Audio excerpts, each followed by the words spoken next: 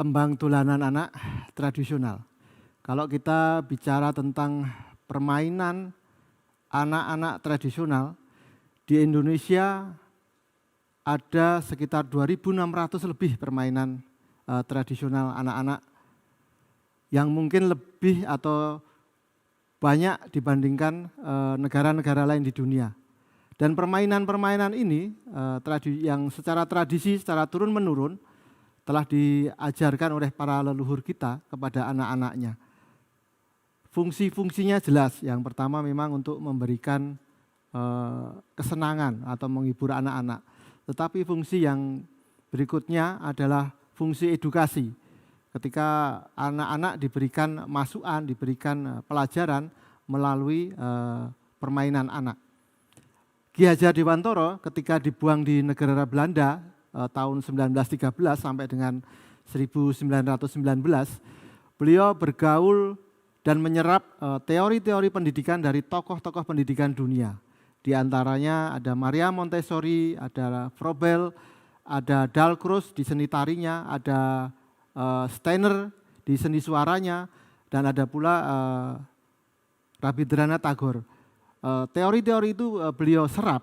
Kemudian ketika beliau pulang di Jogja atau di Indonesia kembali lagi, di tahun 1922 beliau mendirikan perguruan taman siswa dan memakai atau menggunakan pelajaran dengan metode yang khas, memakai permainan anak tradisional ini atau lebih dikenal dengan dolanan anak. Dan yang terlebih lagi, yang teristimewa lagi, yang dipakai atau yang digunakan metodenya oleh Ki Hajar adalah yang memakai tembang, memakai lagu. Nah, metode pendidikan ini oleh pemerintah kolonial Belanda pada tahun 1928 menjadi satu kerjasama dengan taman siswa dan digunakanlah permainan tradisional sejak saat itu untuk diajarkan di sekolah-sekolah pemerintah kolonial Belanda pada saat itu. Bayangkan tahun 1928 ya, kita belum merdeka dan taman siswa sudah memberikan masukan kepada pemerintah Belanda pada saat itu. Dan ini mungkin ada irisan kenapa sekarang di negeri Belanda itu di sekolah-sekolah dasarnya atau sekolah-sekolah TK-nya, tingkatan anak-anak usia TK, PAUD dan seterusnya, itu kita tidak banyak menjumpai alat-alat permainan anak yang berupa seperti di TK-TK Indonesia pada umumnya, ada prosotan, ada ayunan dan lain-lain. Tapi justru di sana kita akan banyak menjumpai egrang dan lain-lainnya. Nah, ini mungkin ada irisannya di situ. Bahkan ada teman yang dari komunitas itu justru disuruh mengajarkan cucu dari Ratu Belanda untuk memberikan pelajaran tentang permainan dolanan anak tradisional dari Indonesia ini. Nah, begitu istimewanya permainan tradisional yang dimiliki oleh bangsa kita, terlebih lagi yang dipilih oleh Ki Hajar Dewantara adalah yang memakai tembang. Mengapa memakai tembang? Di Jawa atau di Jawa Tengah sampai ke Yogyakarta itu ada 690 permainan yang terdeteksi dan itu tersimpan dalam dokumentasi sebuah buku di Museum Dewantara Kirtigriya Taman Siswa. Ini menyerap sebuah teori dari seorang Sultan Agung Hanyokrokusumo. Beliau memberikan sebuah karya yang namanya Sastra Gending. Sastra adalah perwujudan dari visual atau penglihatan, sesuatu yang bisa kita lihat, sementara gending adalah perwujudan suara atau sesuatu yang bisa kita rasakan. Antara gabungan sastra dan gending inilah yang oleh Ki Hajar disasar. Ada sebuah quote atau kata-kata Ki Hajar, saya sampaikan dalam bahasa Jawa, paningal punika margining daya panggulawentah dateng angen-angen. Pamireng langkung lebet dayanipun inggih punika dateng raos. Pramila kangge anggulung raos perlu sanget ngudi alusing pamireng kanthi ulah swara. Kira-kira arti kasarnya penglihatan itu adalah melatih kecerdasan untuk berpikir, arti melatih intelektual. Sedangkan pendengaran suara itu mempunyai daya yang lebih besar lagi untuk memberi masukan kepada perasaan langsung tanpa harus melewati intelektual. Karenanya untuk melatih perasaan, untuk mendidik perasaan, maka perlu sekali dilatih halusnya pendengaran dengan olah suara. Nah, ini sejalan dengan teori yang diserap oleh Ki Hajar Dewantara. Ada sebuah tulisan yang beliau ambil teori dari Karl Gors, kemudian dari Prof. Hugo de Vries, dan juga dari Maria Montessori sendiri, bahwa di usia 3,5 sampai 9 tahun, ternyata otak anak yang sedang bertumbuh itu dari jiwa yang utuh global menuju ke jiwa yang memunculkan diferensiasi. Diferensiasinya adalah memunculkan trisakti jiwa. Itu terjadi di usia 3,5 sampai 9. Apa trisakti jiwa? Yaitu cipta, rasa, dan karsa. Di antara masa inilah anak-anak mulai mengalami hal itu. Kalau kita ambil ke usia sekolah ya kira-kira PAUD, TK, sampai di awal-awal atau SD kelas 3, kurang lebih seperti itu. Nah, di usia inilah fungsi-fungsi pendidikan untuk memberikan penanaman landasan watak mulai diberikan, harus kita berikan. Dan dengan cara-cara yang halus, dengan cara-cara yang membentuk atau mendidik estetis, keindahan rasa. Nah, tembang dolanan anak yang mengandung unsur kesenian yang sangat kuat, ini diambil keindahan dan kehalusannya itu. Inilah yang dikatakan Ki Hajar Dewantara ketika kita memasukkan sesuatu di usia anak 3,5 sampai 9 tahun itu, apapun yang direkam anak itu akan diingat seumur hidup. Artinya tembang dolanan anak yang memiliki banyak sekali fungsi-fungsi, diantaranya adalah fungsi-fungsi terutama di tembangnya adalah liriknya, memberi masukan-masukan. Kemudian kegembiraan anak yang memancarkan gelombang alfa yang mudah sekali menerima isian ketika gelombang alfa itu terpancar, maka ini akan menjadi satu proses. Oleh Ki Hajar diistilahkan dari natur ke kultur. Bagaimana semuanya itu diserap dalam otot-otot atau memori-memori otot anak sehingga memunculkan watak-watak konsentris. Nah, ini nanti kita akan lari ke sebuah teori dari Ki Hajar Dewantara yang bernama dengan trikon. Nah, trikon yang pertama adalah konsentris. Konsentris itu kita tidak tercerabut dari kepribadian kita, baik sebagai manusia dan sebagai sebuah bangsa secara makro. Nah, sementara konvergen itu kita dalam tembang dolanan anak, dalam permainan tradisional, kita diberi pelajaran-pelajaran tentang bergandengan tangan, tentang berkolaborasi, tentang mengolah rasa, beratensi, kemudian berempati, sekaligus juga memberikan masukan-masukan tentang penguatan otot-otot fisik anak, sistem motorik anak. Nah, inilah konvergen yang kelak, dasar-dasar konvergen yang kelak akan dikembangkan di usia berikutnya. Kemudian watak berikutnya adalah continue, bagaimana harapan dari watak-watak konsentris dan konvergen tadi dikembangkan secara terus-menerus menyesuaikan perkembangan zaman. Itulah trikon. Maka ada sebuah tujuan besar lagi. Jadi ada sebuah konsep besar lagi yang digagas oleh Ki Hajar Dewantara. Ini misi ya. Jadi Ki Hajar Dewantara mempunyai misi dari tembang dolanan anak ini. Seharusnya tidak hanya di Jawa, tidak di Jawa Tengah saja, tidak hanya di Jogja saja, tetapi ini harusnya ada di seluruh Nusantara. Ada tembang dolanan anak atau permainan tradisional dengan lagu diutamakannya yang ada di Sumatera, ada di Kalimantan, ada di Maluku, ada juga di Bali, ada juga di Papua, seharusnya ada. Nah, misi yang diutamakan Ki Hajar adalah memasukkan terutama di lirik-liriknya memakai bahasa ibunya, bahasa daerah. Kenapa memakai bahasa daerah terutama di usia 3,5 sampai 9 tahun tadi?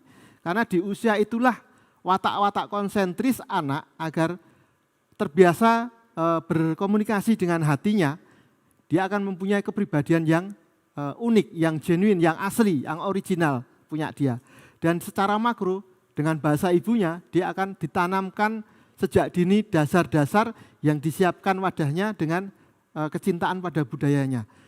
Jangan khawatir akan muncul superioritas ya, karena ini masih di usia 3,5 sampai 9 tahun.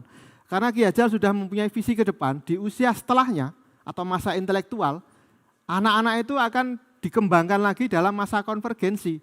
Tidak hanya menyerap bahasa daerah yang tadi sudah diberikan dalam lirik tembang, akan ditambahi dengan bahasa-bahasa Indonesia, bahasa nasional.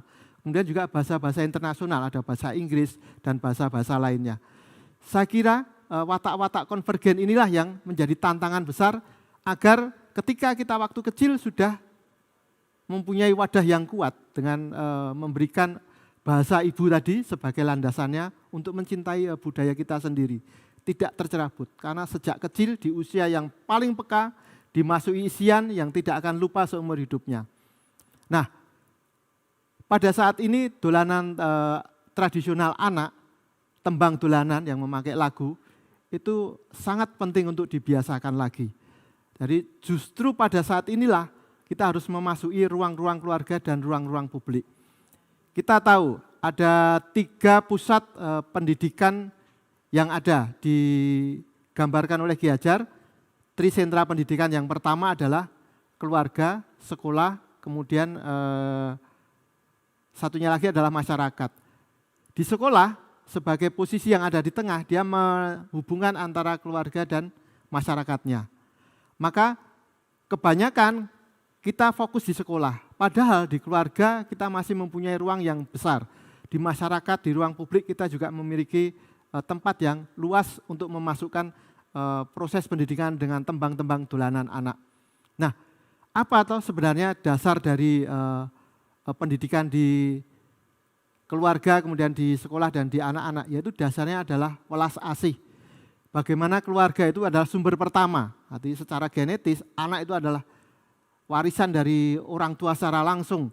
Jadi welas asih keluarga, anak itu masuk ke dalam dari isian-isian orang tua. Ini yang harus disimulasikan ke dalam ruang-ruang sekolah dan ke ruang-ruang publik. Kembalikan lagi ke ruang-ruang keluarga juga. Karena sekarang keluarga sudah banyak memberikan atau menyerahkan pendidikannya di sekolah, melupakan fungsinya pendidikan di keluarga sendiri. Maka tembang dolanan anak ini memiliki peluang yang sangat besar untuk memindahkan atau membuat simulasi kewelas asihan tadi itu ke dalam ruang-ruang keluarga lagi, dan juga potensial di ruang sekolah, di ruang-ruang kelas di sekolah, dan di ruang-ruang publik.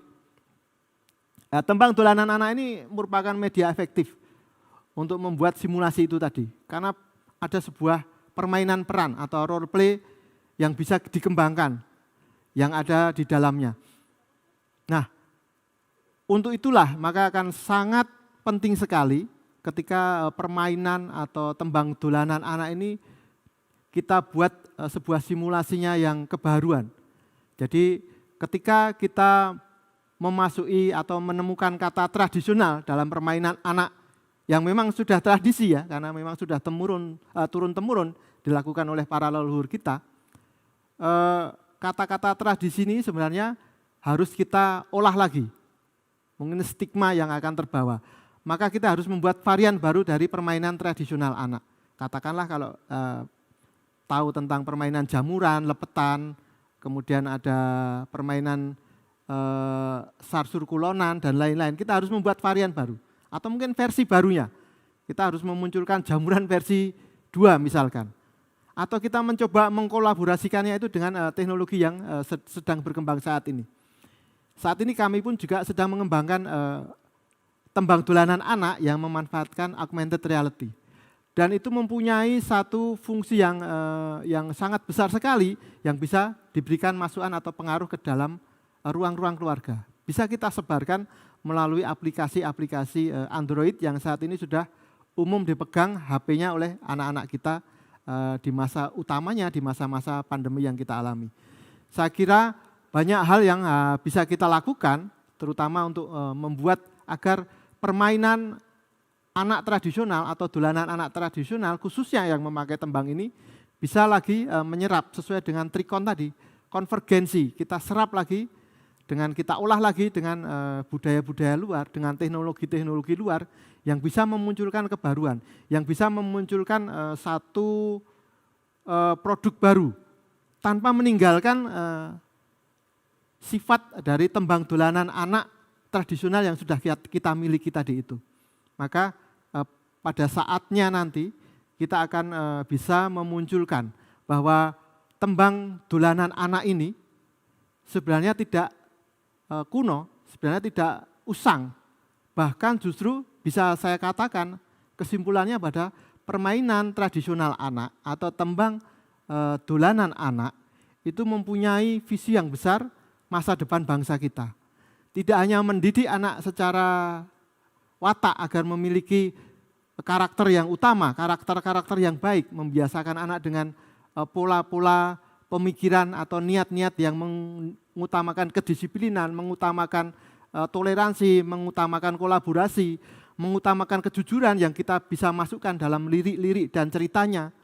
Tetapi juga permainan tradisional ini ada sebuah misi besar yang tadi dikatakan oleh Ki Hajar, menyatukan puncak-puncak sari dari budaya bangsa ini melalui puncak-puncak seninya dalam proses atau media di permainan tradisional anak, khususnya dang memakai tembang.